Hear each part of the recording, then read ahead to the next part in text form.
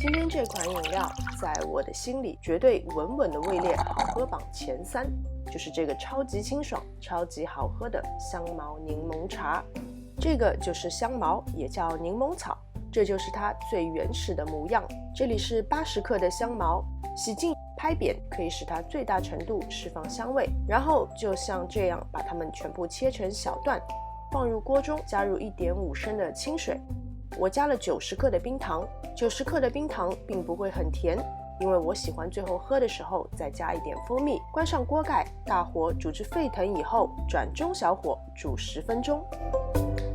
我今天用的是这个马来西亚本土品牌的红茶茶袋，你也可以选择自己喜欢的品牌。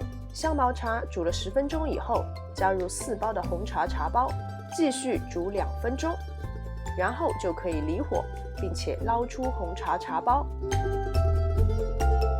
趁热加入柠檬，柠檬不用去皮，但是要去核。室温静置放凉以后，就可以放进冰箱冷藏。这款饮料一定要喝冰的。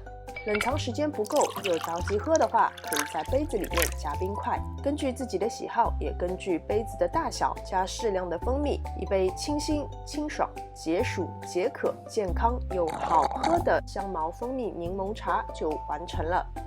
好了，今天的视频就到这边，非常感谢大家的观看。喜欢我的视频，请记得点赞、分享和关注我的频道。我们下次再见。